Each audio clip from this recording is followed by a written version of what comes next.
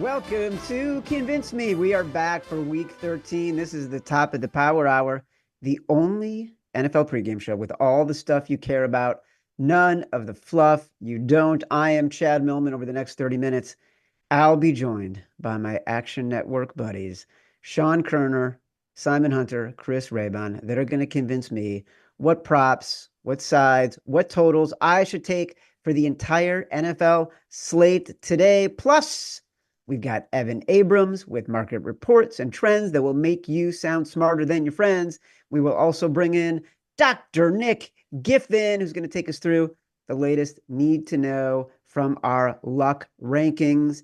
At the bottom half of the hour, Gilles Gallant and Brian Matthews will be joined by Dr. Nick to preview the best touchdown props on the board today on the Touchdown Show.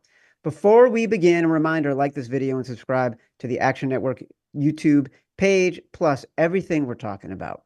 All the picks, all the data, all the research available in the award-winning Action Network app. Let's take a look at the leaderboard. Heading into week 13, Sean Koerner is making a comeback. Raybon crushing the totals, crushing the spreads. Simon crushing the player props. Who knew? Who freaking knew? We got two of the greatest of all time on the player props, and we got a professional bettor known for his sides, kicking ass on the player props. Sean Koerner, start us off. Yeah, it was nice to have 4 official props for the Thanksgiving slate to pad my stats a bit. Well, I have another fresh official prop for you, Chad. Going with the tackles prop here. It's going back to the Kobe Turner well here, but I'm going with the other side. I'm actually going with under 5.5 tackles plus assists at -125. As you recall, I was on his over 4.5 for Sunday Night Football last week. I said that was the best matchup he's had all season, going up against the Eagles, a team I projected run a ton inside directly towards him. And we talked offline about not wanting to take his over 5.5 because his most likely outcome was going to be 5. And sure enough, ended up with 5. Plus, that was at home. That was at SoFi where they have, the scorekeeper that's been in the top 3 in assists dished out for like 4 straight seasons now. So now he's on the road in New Orleans, where his tackles per game drop a full tackle on the road, I think because of the scorekeeper at SoFi. But he faces a Saints defense who's been providing opposing defensive tackles, with an above average rate of tackle opportunities. But this is actually the toughest matchup he's had in 8 weeks because he's had like a really easy schedule for a defensive tackle. And both Alvin Kamara and Taysom Hill run the ball outside at top 3 rate, which are, run plays that he's not going to be involved in. So I'm fading him here. I'm projecting him closer to 4.7 tackles with about a 65% chance he stays under 5.5 here. 5.5 just feels like a huge, huge number. And it's so interesting for anyone watching this show. And you can also follow in the Action Network Discord where Koerner is really active, as is Dr. Nick. They will both put these props into the Discord. We'll talk about them on the show. As soon as we say them, the juice changes, the number changes. The Kobe Turner prop last week went from 4.5 to 5 almost immediately. And at 5, it was clearly too many. 5 tackles is so many for a defensive tackle. And now at 5.5, that's just inflated even more. Good number, good price. Go get it. I like it. But I mean, you're competing against the king of the props on Convince Me and Simon Hunter. So Simon, talk to me. Yeah, going to the Bird Bowl, Chad. Going with A.J. Brown over 89 receiving yards. And this is really about this matchup. We and you have talked all season about this Ravens defense and the weakness they are against the pass. And it's proven out. Like, we're into week 13 now? It hasn't changed. It hasn't gotten better. And right now, this defense is 31st in giving up passing yards allowed per game. So 277 yards per passing to offenses. And what's going on with this Eagles team? They're relying heavily on Saquon, but AJ is quietly having a great season. He's averaging over 90 yards per game. And that's even when he was banged up earlier in the season. And with Devontae Smith, who, he might come back. They said he's going to try to get out there at noon and work it out. if you want to be patient and wait on this prop, if he gets cleared, Devontae Smith, this might drop even more. He might even get a better number, but I don't even think it matters. Like if he's in there, if he's not in there, we know this matchup favors A.J. Brown. This is a Ravens defense that, they're allowing over 11 yards per catch to receivers this season. A.J. is one of the best receivers in football after the catch, right? He just breaks tackles. It's kind of his MO. So looking at this matchup, I just thought this was way too low. I really did think they were going to put this at 100. The books, they're just keeping right at a season average at 90, which I think is a mistake for this matchup against this Ravens defense. So give me the over in this spot. Yeah, I think the number's a little bit inflated, but I also feel like this is the exact right spot. And you're not kidding about A.J. Brown and his importance to this team. The Eagles, when they have A.J. Brown, they win. When they don't have A.J. Brown, they lose. So this is actually one of the best tests for the Eagles as a complete team with Saquon, with A.J. Brown, Jalen Hurts potentially having balance against a really bad pass defense. I recommend everybody go check out a story Brandon Anderson wrote on actionnetwork.com in the Action Network app about betting A.J. Brown today and actually liking A.J. Brown over 100 yards at a plus number, if you like what Simon is saying about A.J. Brown. Chris Raybon, what do you got? Coach Zach Charbonnet over 3.5 carries. He's been over in 4 of the last 6 games, each of the last 2. And now the Seahawks are on the road, so the books kind of lowered the number a little bit. But if you look at this Jets defense, since they fired Robert Saleh, they faced 28, 24, 28, 25, 33, and 24 running back carries per game. That's 27 per game compared to about just under 23 with Saleh. So that's one of the highest numbers in the league. The Jets, they're just giving up long drives. And on the other side of the ball, they're not really able to sustain drives. And so for a number like this, Kenneth Walker obviously is the Seahawks lead back, but he gets banged up a lot. And when you have a team like the Jets that are going to probably allow the Seahawks to run the ball, 22, 23, 24 times, Charbonnet mixes in, once every, 4 or 5 carries or so. So I think this number is about a carry too low. I have it at 4.4. And this is the only prop in our props tool that's a perfect 10 in consensus, which means Koerner and I both have this rated well over the numbers. So give me Charbonnet over 3.5 carries at even money. Oh my God. You guys are coming at me with like it's like after, I don't know how many freaking years we've been doing this show, but now you know all my sort of leverage points. You're talking to me about the prop tool. You're giving me scorekeeper stats. We're talking about the best player on a team that is streaking. Raybon, you got me with the prop tool. I'm not going to lie to you because I love looking at the prop tool and I love trying to find the edge and where you guys are in consensus. And when you guys come together, it's like a mind meld. So give me Zach Charbonnet over 3.5 carries. That is going to be my favorite prop for the day. Okay.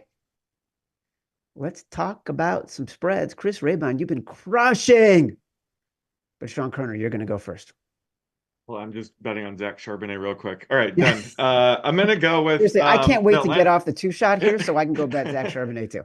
I just do it right now. So I'm taking the Falcons today. They're still catching a point. But I think this is a good time to fade the Chargers, after a short week, after losing at home to the Ravens, and now they have to travel east to Atlanta. And the Falcons are coming off a bye, which I think came at a good time after losing 2 straight on the road. But they're pretty much at full health right now. It gave Darnell Mooney some time to heal up. And they're a team that I expected to kind of get better as the season went along because Kirk Cousins was still kind of coming back from his Achilles injury last year, heading into week 1. By now he's had plenty of time to kind of get up to speed with the new offense, get chemistry with all his new pass catchers. So they're a team I think is going to get better here down the stretch. This is a defense I think the Falcons offense should really thrive against, especially the run game. Both Bijan Robinson and Tyler Algier run outside at a very high rate. Both are top 4 in outside run rate. And those are the type of runs the Chargers defense has really struggled with this year. They've allowed 21% of outside runs to go for 10 or more yards, which is the highest rate in the league. So again, this Falcons rushing attack is more than equipped to tackle this. But the Chargers defense, they're dealing with a ton of injuries as well.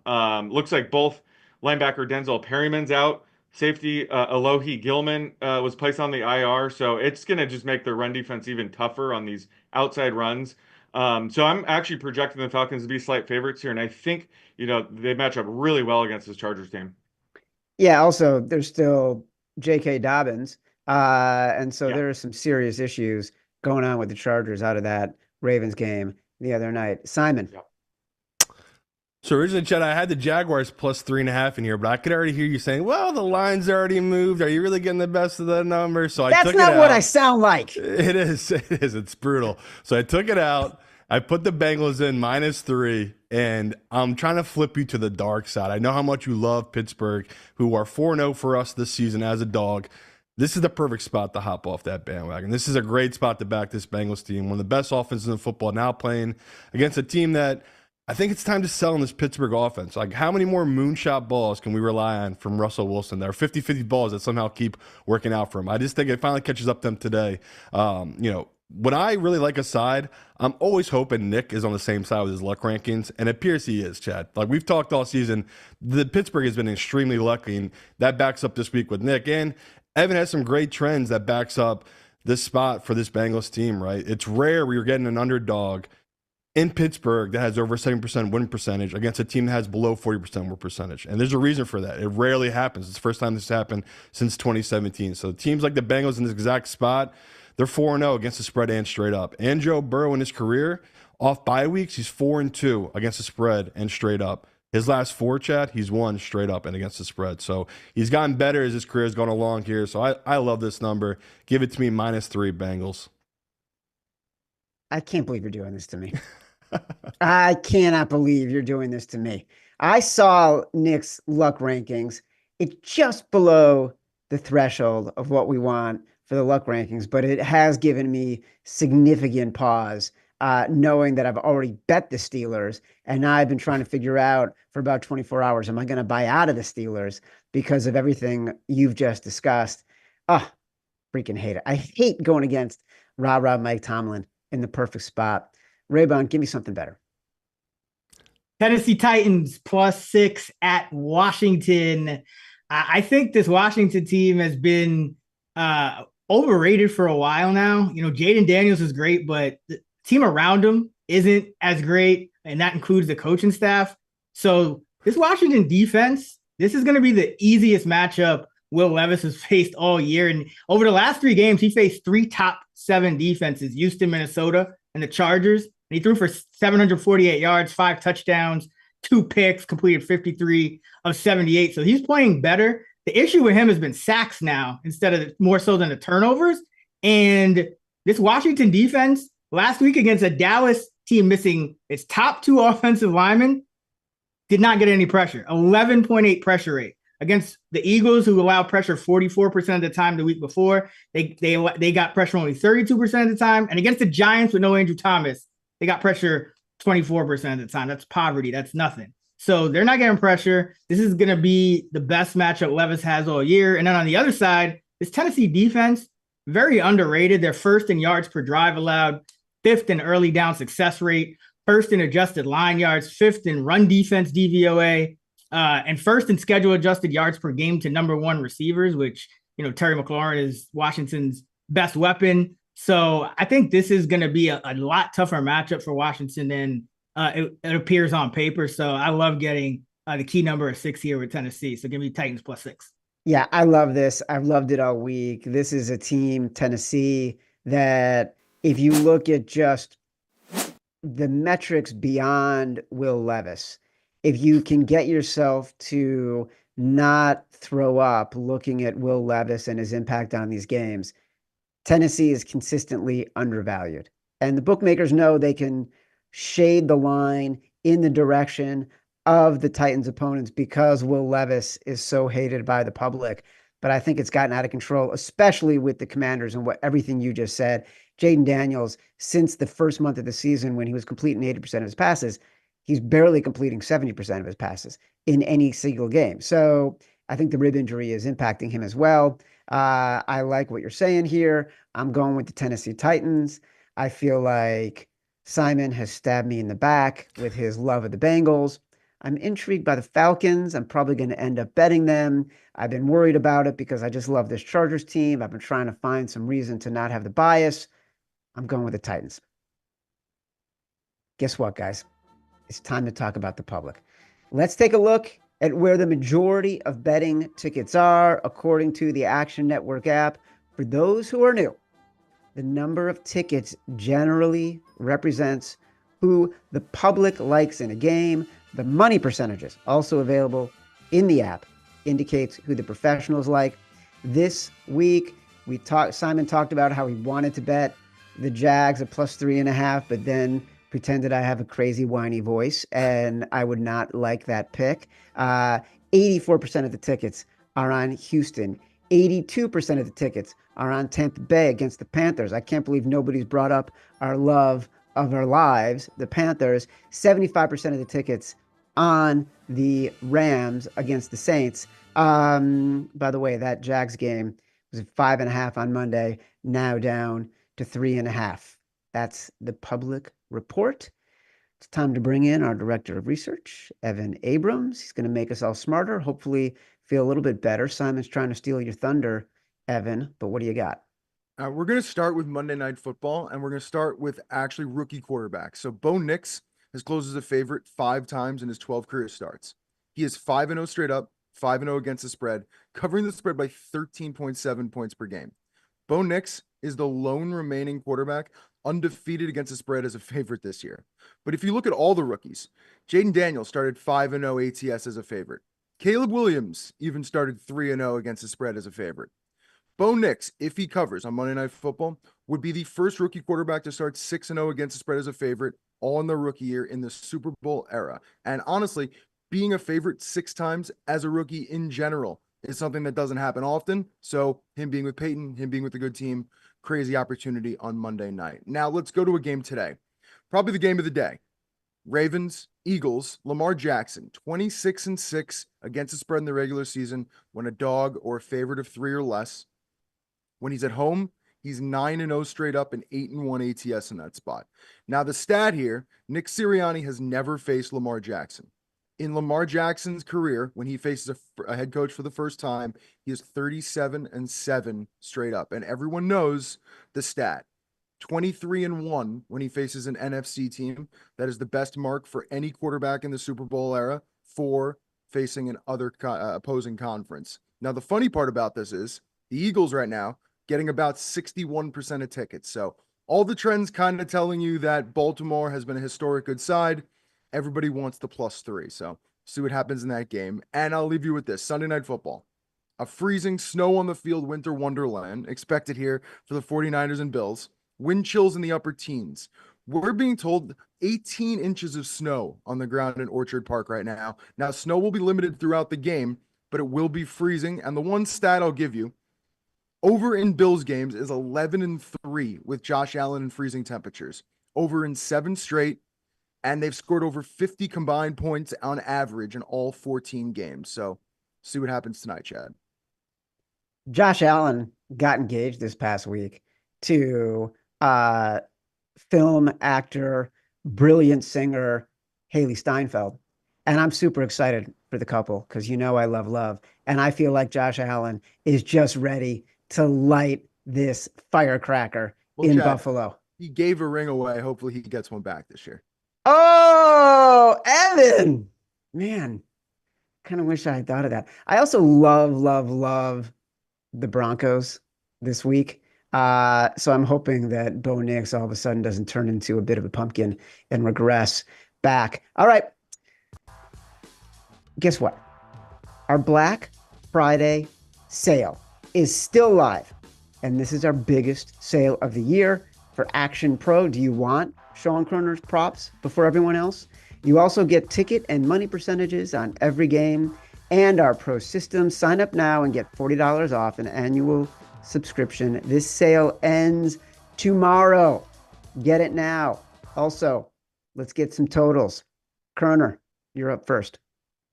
Yeah, I'm going to go with the Colts. Pats under 42.5 here. This Colts defense has been playing better than I think people realize of late. especially ever since they got DeForest Buckner back in week 8. But they faced three of the top offenses their last 4 games in the Lions, Bills, and Vikings. But this defensive line is playing at a higher level lately. They were able to pressure Jared Goff 15 times, which is the second most times he's been pressured all season. So they should be able to generate pressure here against this weak Patriots offensive line. Plus, they use cover 3 at the highest rate, and that's actually the type of coverage that's been really giving Drake May some fits. He has the third lowest yards per attempt, 5.9 yards against cover 3, and 4 of his 7 picks have also come against cover 3 defense, according to Next Gen Stats.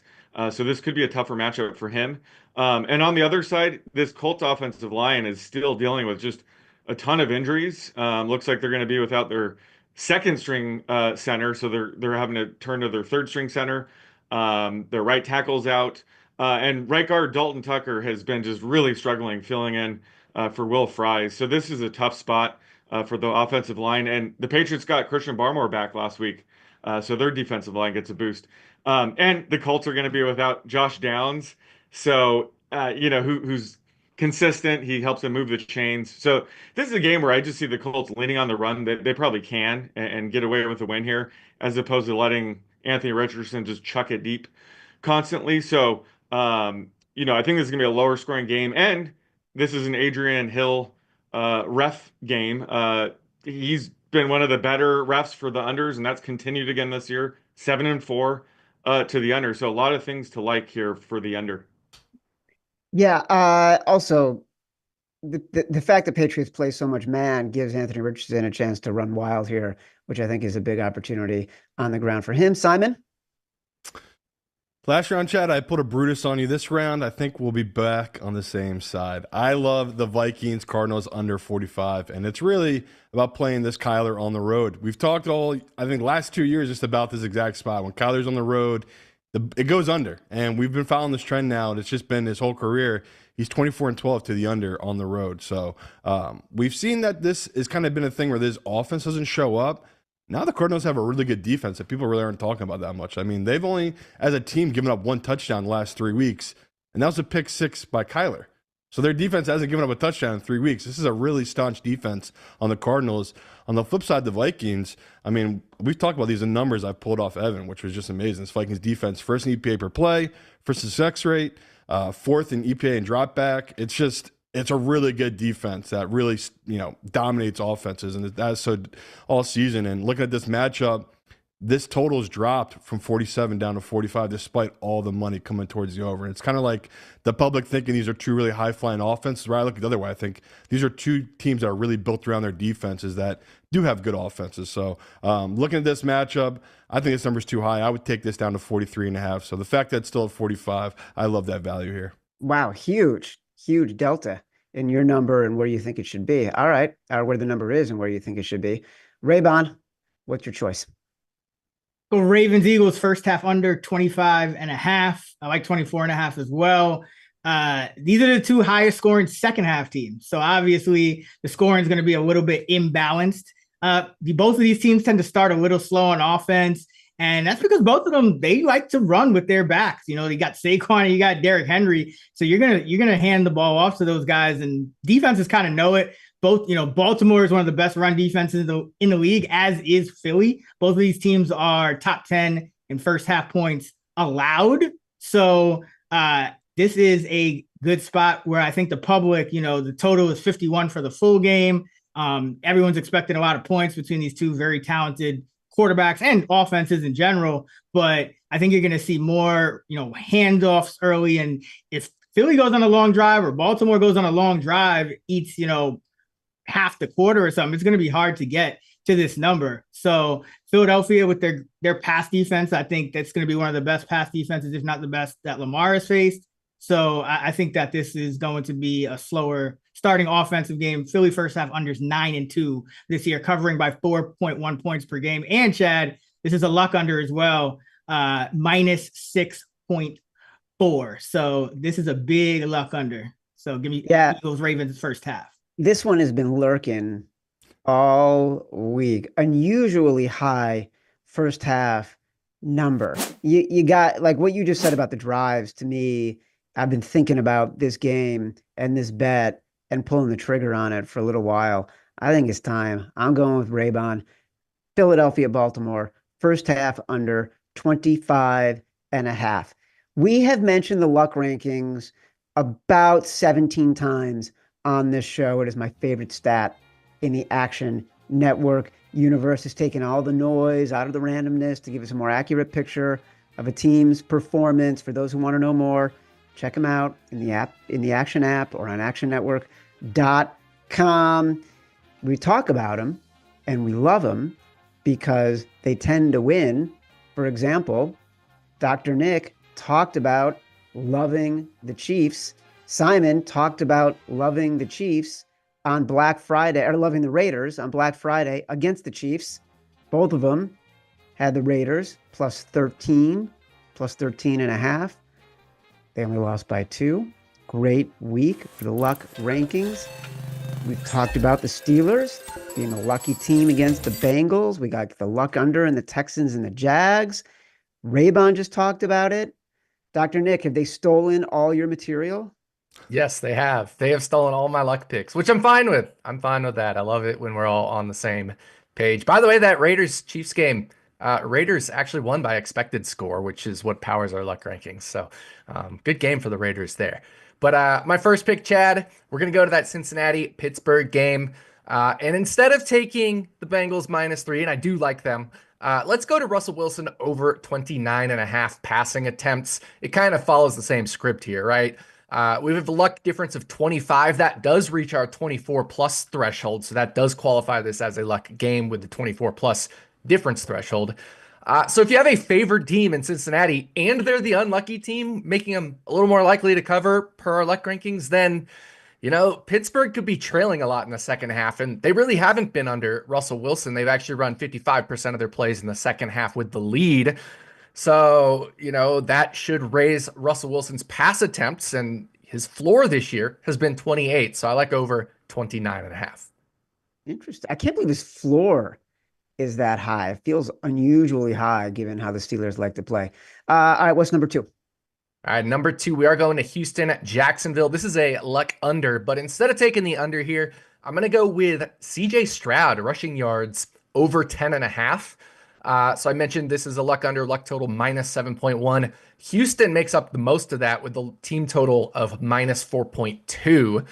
And Jacksonville, they're getting healthy off the bye, both offensively and defensively. So if Jacksonville is able to put up some points, and I know we all have had questions about Trevor Lawrence all year, but they're getting healthy. And if the defense is getting healthy, that could force CJ Stroud and the team, you know, the Houston Texans, to pass more. Jacksonville, Chris Raybon, doesn't get pressure, but they still are number 1 in scrambles allowed, despite not getting pressure, thanks to their too high man defense, right? So one less safety in the box and man coverage, meaning they'll be turning away from the quarterback when they're playing man coverage. And what's happened? Quarterbacks have been scrambled on them like crazy. Jalen Hurts scrambled 6 times against them, and he averages less than 3 a game. I know he runs a lot, but most of those are design runs. Josh Allen 4 versus less than 3 average. Jared Goff scrambled 3 times against them. Sam Darnold scrambled 3 times against them. Joe effing Flacco scrambled against them. And last time CJ Stroud faced them, he had 3 scrambles as well. If we talk about those projections in our prop tool, Sean has value on it, Raybon has value on it, and I'm not in the prop tool, but I actually have the most value on it in my projections. Well, you're very valuable to me. What's your third bet? Yeah, we're going with Raybon. I took a little shot at them there, but we're going with Philly, Baltimore first half under. This is a luck under. If you're going to take a luck under, you got to take the half that goes under between these two teams. One other thing, Philly's number 1 in defensive DVOA versus deep passes. So that's going to prevent those big plays on Baltimore's side, at least in the passing game, which is why I took Rashad Bateman under his receptions. If you saw my prop piece yesterday, I moved that line too much, so I couldn't give it out on here. But that was my alternate pick, was Rashad Bateman under receptions. And just those crazy first, second half splits. These teams combined for 8 less points scored in the first half than the second half. And they combined for 8 less points allowed in the first half than the second half. All right. Very good. I like that trio. Sunday Night Football. We talked about the Bills and the Niners. We talked about the snow. The number is currently 6. It's bounced around. It got up as high as 7. The total is 44.5. Sean Koerner, start us off with our last game of the day. All right, I'm going to go with the touchdown prop here. Ray Davis at plus 600 for an anytime touchdown. He's the top edge currently in our new anytime touchdown edge calc in our prop tool. These continue to crush, so I love it just because it is the top prop. I think he's a sneaky long shot because he's a rookie running back who just profiles more of a power back who should be able to take advantage of any goal line opportunities he does get, which he has been able to convert on 1 of 2 this year. He has 3 touchdowns this season, and this is a game where he could get a lot more work in the fourth quarter if the Bills end up blowing out the 49ers. And just based on the injuries, that's not out of the question here. So I think he has some sneaky upside here at plus 600 to score. Like it, Ray Davis. He's made some fancy catches this year, too. Simon. Yeah, Chad, originally I had the Bills full game in here, but we've seen this number just moving all over. If you have the Action app, turn on your alerts for when this line's kind of moving, you could have got 5.5. That's what this number touched. Now it's back up to 6.5 in most books because what we talked about, this weather, right? And that to me is the whole play for this Bills team. This Bills team is one of the best second half teams in all football. Why? Because they want to run the ball, and that's what they're the best at in football right now. One of the best, I should say. And looking at this matchup, the 49ers are just too banged up, Chad. Like, they're a team I wanted to kind of take in this spot because it's a nice Kyle Shanahan spot, right? A night game as a big dog with Purdy, right? I think this is the first time Purdy's ever been a dog that I can remember. And looking at that matchup, it's like, okay, why are they such a big dog? Oh, their whole left side of their offensive line is out. This is a really bad sign for a 49ers team that's already had a bad offensive line that was kind of hanging on by a thread with Trent Williams holding down that side. So, to me, the trends point to Josh Allen's second half. He's 9-2 against the spread this season. On the flip side, the 49ers 2-9 against the spread in the second half. They've just been terrible at closing games out because they cannot run the ball. So give me the Bills minus 2.5 second half spread. I love that number. Yeah, that 49ers offensive line, I'm glad you said it, was already not very good. It wasn't even supposed to be that good coming into the year, but Shanahan's scheme masks so many of the issues. But if they're missing their best players, including Trent Williams, then all of a sudden everything goes out the window. And that's one of the reasons why they've had so many struggles. He has been off basically since his holdout, which is something you and I both talked about. Like, would he come in and be able to play at as high a level, missing as much camp as he did? Chris Raybon, what's your choice? I'm going with the under 44.5. I'm not going to overthink it here. Brock Purdy, 2 touchdowns and 4 picks in the 2 games without Trent Williams last season. McCaffrey, 3.7 yards per carry without Williams last year, 2.8 without him last week. And what I think is going to happen is you could have 2 different ways this hits. If the Niners do keep it close, they're going to have to kind of muck up the game and, really slow down the game. They're going to do a lot of stuff near the line of scrimmage, probably a lot of, screens to McCaffrey and just underneath stuff, not their usual drop back, deep down the field stuff that they've been doing most of the year because they're just not going to have time. But you could also hit it where the 49ers just can't score and the Bills, just win 31-6 or something like that. So I think you have, multiple ways for this under to hit. And remember, the Bills, yes, they're in a good spot, but Dalton Kincaid is out. Cooper hasn't been a full-time player yet. Keon Coleman is very iffy, and he's missed the last month and was limited in practice. So their passing game not at full strength either. So I think they're going to kind of lean on the run as well. So I think both of these teams would rather lean on the run in this spot. It's a lot of snow, and the kickers have not been good for either side. Moody's missed a bunch of kicks. Bass has missed a bunch of kicks. So give me the under 44.5. Below freezing temps, unders 60 and 38, 61% since 2015. Well, I'll tell you what.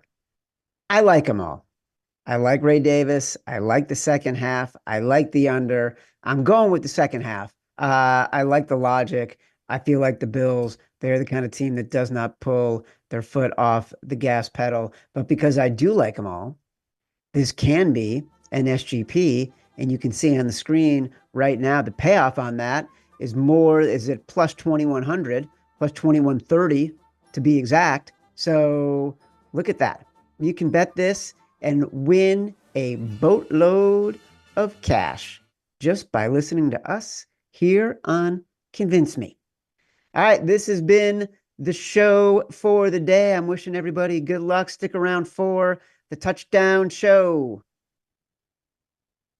Thank you, Chad. Welcome to the Touchdown Show for Week 13. I'm Gilles Gallant with the Action Network, and I'm joined as always with Brian Matthews, a.k.a. the BMAT, and each week we cover the NFL Anytime Touchdown Market, and we're going to have best bets for the 1 p.m. and 4 p.m. Eastern games today. We're also going to have some touchdown parlays. We're also going to put together a same-game parlay for 49ers Bills and that Snow Bowl for Sunday Night Football. And we've got another special guest today. He was on the Thanksgiving show with us. He's coming back. It's Dr. Nick Giffen, a.k.a. RotoDoc. When he was on the Thanksgiving show with us, BMAT, he cashed Keenan Allen at plus 333, Trey Tucker plus 500 on Black Friday. He's got a fave touchdown bet of the week. That's going to be coming up here soon.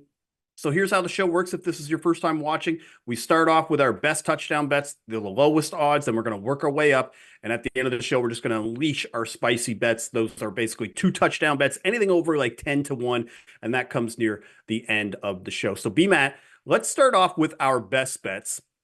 And the first guy that I'm looking at probably has the worst stock in the NFL right now based on what we saw last game, and that is Quentin Johnston. I'm going to bet him for an anytime touchdown. So I got this on Wednesday rather, at plus 270. He's around plus 240 now. I still like it, and I just think that this is the ultimate buy low spot for Quentin Johnston. If you go watch any coverage of that game or any betting content that's out there right now, pretty much the consensus is that Quentin Johnston is the worst wide receiver in the NFL. But I think people kind of forget that he had touchdowns in 3 straight games prior to looking just completely inept versus the Ravens. But again, he does catch touchdowns. He's the deep threat for the Chargers. 3 touchdowns over 25 yards or more, and facing this Falcons defense that just hasn't defended the pass well this season. BMAT, bottom 5 in catches allowed by wide receivers, 15 touchdowns to the position. That's bottom 3 in the NFL.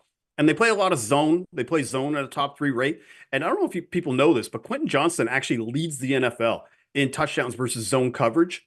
He has 6 touchdowns. The next one is Jamar Chase with 5. So, and again, if they play man defense, Johnston actually leads the team with target share at 32%. So I think Quentin Johnston is primed for a bounce back here against this Falcons secondary. So Quentin Johnston is my best bet for week 13. B-Matt, before we hear your best bet, what do you think of the discourse of Quentin Johnston and how he could maybe do against this Falcons defense today? Yeah, I'm with you on this, right? We're talking about, just like you said, this is a guy that leads the NFL in touchdowns against zone coverage. So, yeah, he dropped what maybe would have been a long touchdown, or at least a very long gain. It was a terrible drop, sure.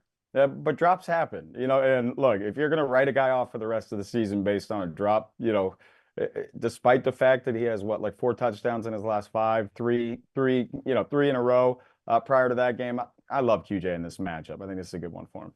Yeah, I mean, what was it like? I think I had to mute the word banned for a while because I'm pretty sure Quentin Johnston is banned. I'm never playing him again. That kind of thing. So, all right. So Quentin Johnston is my best bet for week 13. B-Matt, what is your best bet for week 13 in the touchdown market? Yeah, so my best bet, I'm going to keep it, kind of simple here. I'm going to go Nico Collins, anytime touchdown at plus 135. And I truly think this might be my favorite spot on the entire board this week. I just look at this. Nico Collins now has a touchdown, in 3 of his last 4. That'd be 4 straight, if not for a Laramie Tunsil penalty. But you look at the matchup, the Jags are dead last in the NFL in DVOA and EPA versus the pass. So, if there's ever a spot where we've seen kind of a sputtering CJ Stroud in this Texans offense, for them to get right, this is that spot. Absolutely, this is the spot. I expect to see CJ Stroud look more like the rookie version of CJ Stroud and a little less like what we've been seeing lately.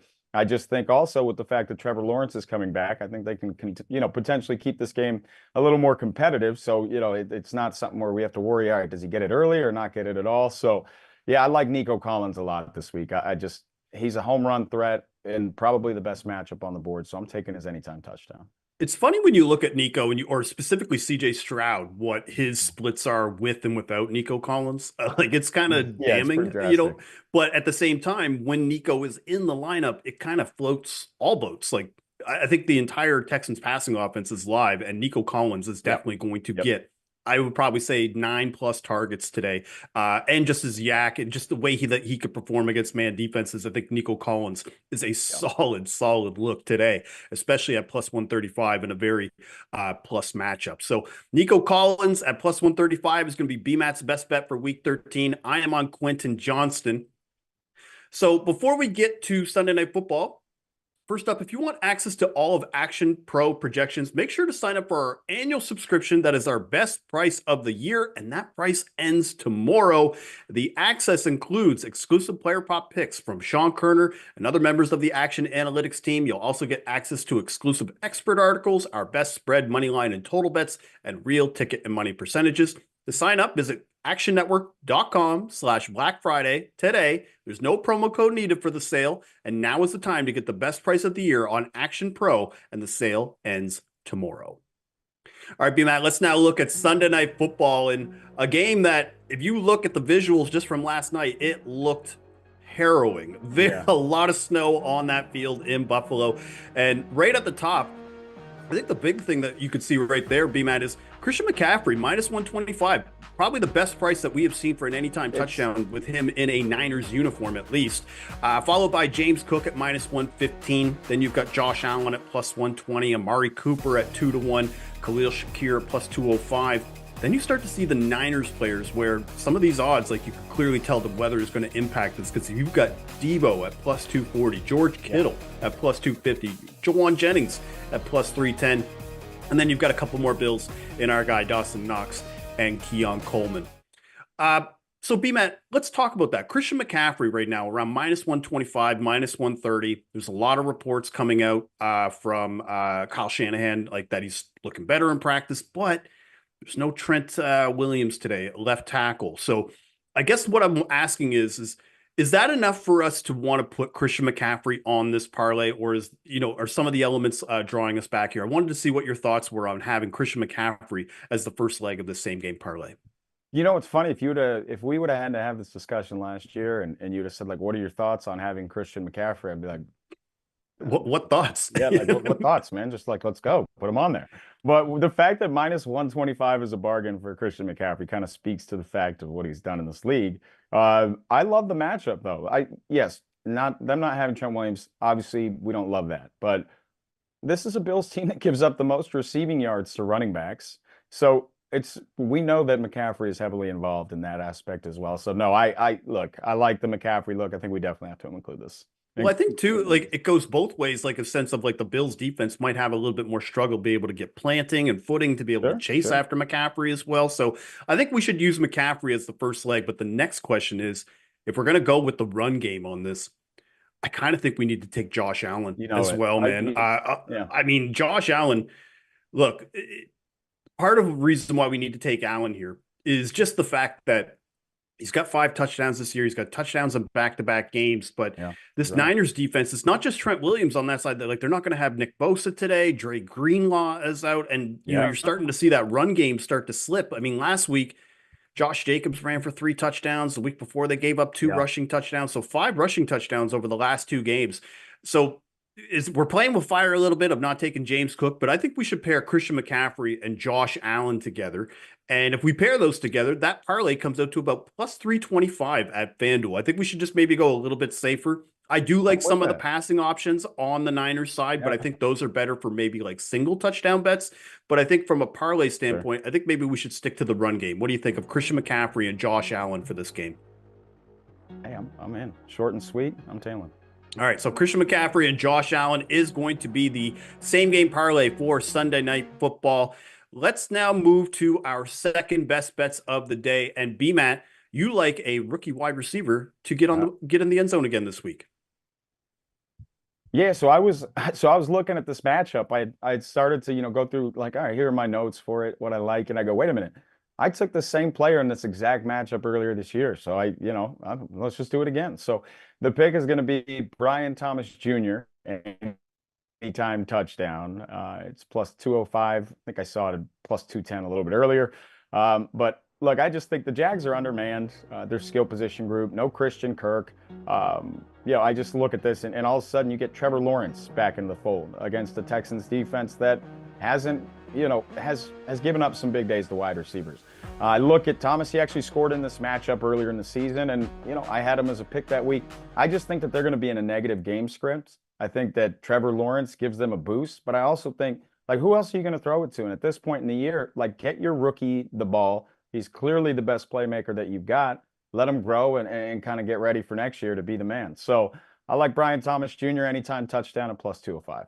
Well, when you said who else are you going to bet, it's you could bet on Evan Engram or you could bet on Parker Washington. Yeah, sure. I don't know. I don't feel great about that. And the one thing that is really encouraging too is the Texans, they don't allow a lot of completion percentage, but the one thing is that when teams do get into the red zone, wide receivers tend to score. They're actually second last in the NFL with most touchdowns allowed to wide receivers this year. So I think Brian Thomas Jr. Is a solid look in this game at home in a potentially trailing game script. So Brian Thomas Jr. at plus 210 is going to be BMAT's second best bet. So he's going to pair that with Nico Collins in the 1 p.m. slate. So I've got another guy that I like. I bet him a couple weeks ago. It didn't work out, but I think this is the game where he is just going to explode. And that's TJ Hockenson. I grabbed his touchdown odds at plus 240. Yeah. It's around plus 250 now. I still like it at those odds, but I mentioned just on the cusp because last week he had a pretty tough matchup against the Bears secondary. They don't allow a lot of short passes. They were pretty good against the tight end. Well, he still looked fantastic. 7 catches, 9 targets, 114 yards. A lot of that was done late in the game to seal the deal for the Vikings. And he had an 84% route rate. And obviously what's really encouraging for Hawk today as well is no Josh Oliver. Josh Oliver is going to be out, so that means it's just going to be Hawk and Johnny Munt.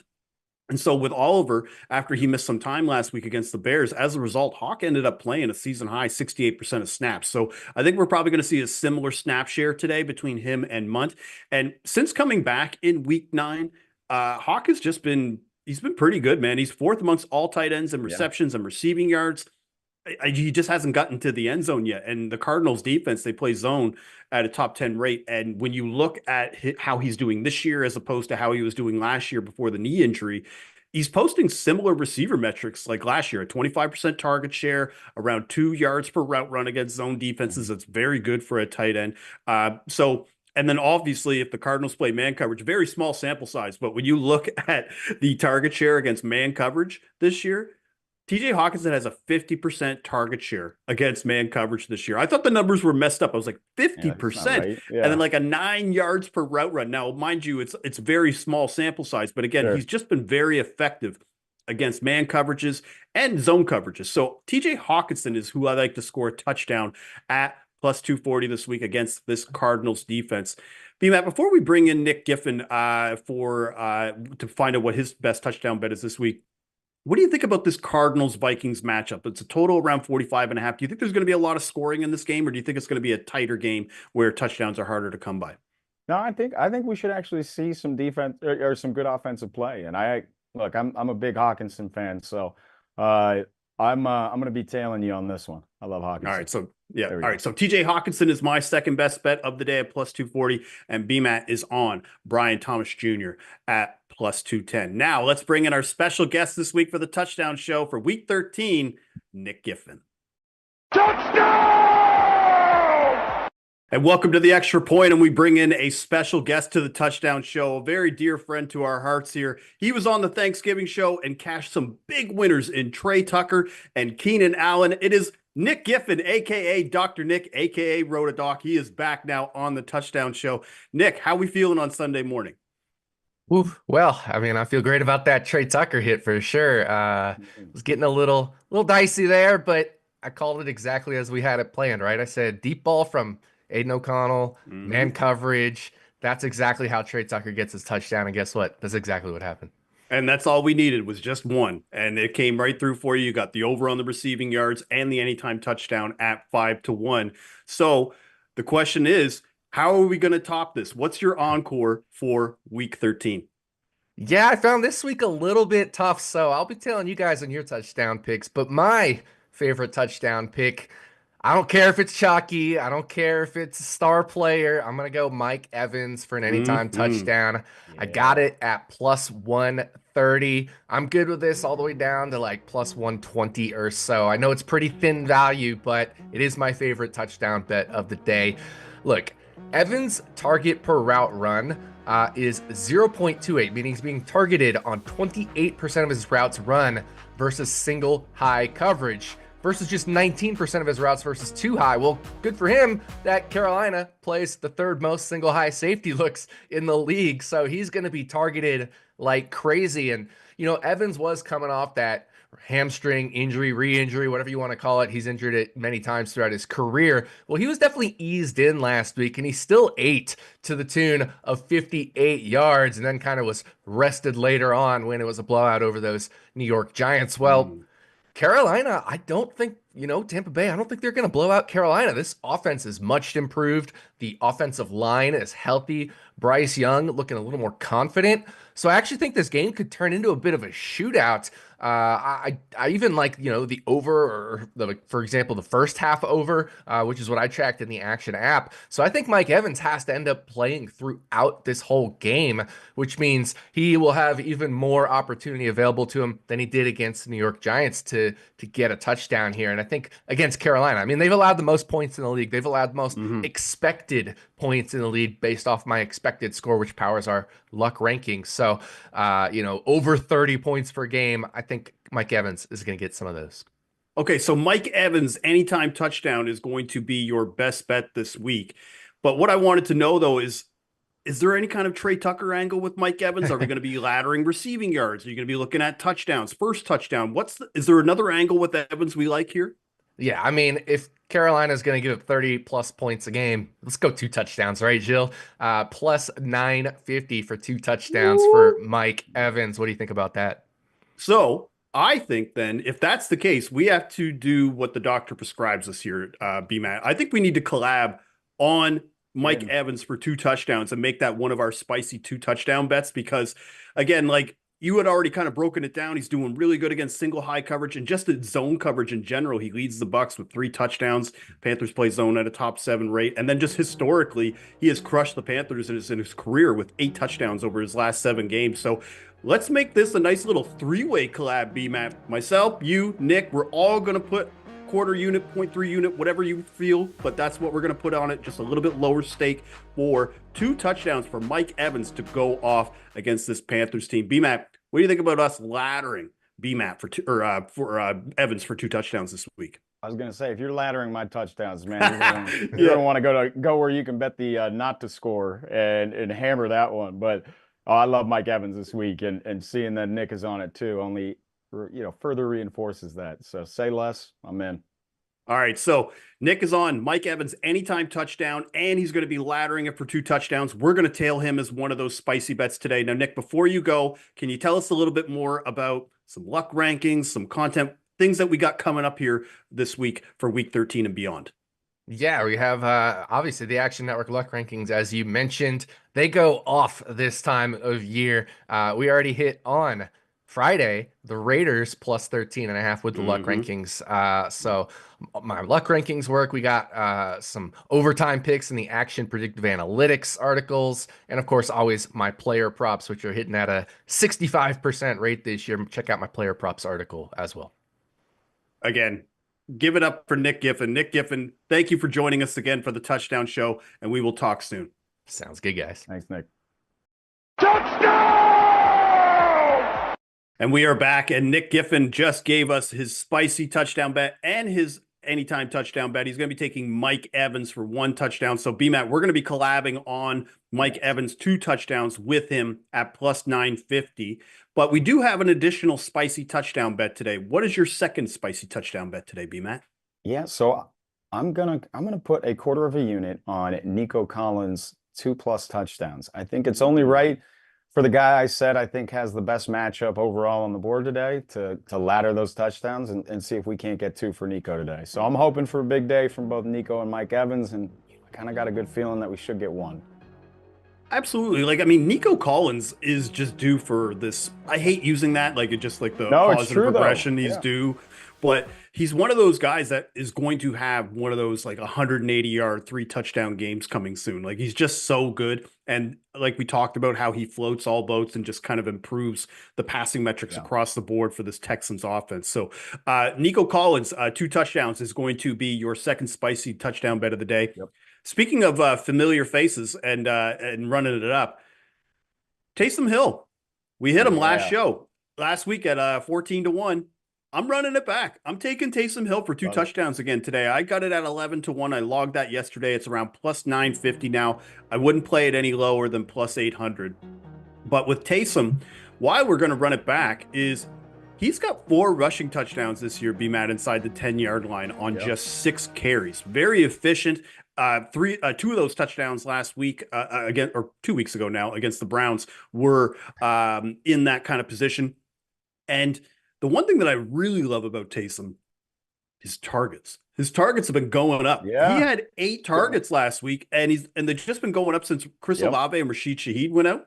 So since week 8, when he came back from injury, he's got a 30% target rate with a 19% target share. Wow. And has just been very involved in the passing game, playing more of the tight end position. Sometimes he'll be in the backfield. He's just everywhere on the field. And again, coming off a bye, should be rested for the red zone carries as well.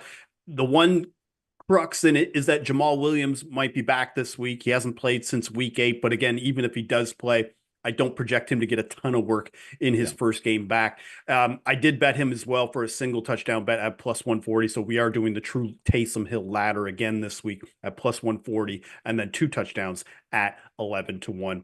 So that's my spicy touchdown bet. Taysom 2 touchdowns, Mike Evans for 2 touchdowns, and also Nico Collins 2 touchdowns for BMAT. BMAT, before we talk about the 180 challenge, our final parlay of the day, what did you think when you saw Taysom Hill run for those 3 touchdowns last time against Cleveland? Because I know you talked about it, like, this is the week I'm not going to tail, and this is the week that he's going to go off. Yeah, no, I died inside for a moment and then moved on with my life. No, I was sitting there. I texted you. I was like, great hit, man. I knew it was going to be this week. Hey, it was against the Browns, so I bowed out gracefully, and maybe that's what allowed you the leeway to hit that bet. I didn't want it to be a double whammy. It just happened to be against the Browns, and again, that was the thing. So, all right, so let's move on now to the 180 challenge, our final touchdown parlay of the day. So similar to what I do, where we try to get a touchdown parlay of 18-1 or better, and it's every week we try to do around $10 or 0.1 of a unit on that. So, BMAT, I think with the Mike Evans love today, I think we do have to have him as the first leg of the parlay today. But who would you think that we should put for the second leg? Do you think we should run it back with Nico or Brian Thomas Jr., or is there maybe another receiver that we should add as the second leg of this parlay? Yeah, I got another guy in mind, and he also might be the most entertaining wide receiver in the entire NFL, and that is George Pickens. So, look, we're going to go George Pickens anytime touchdown.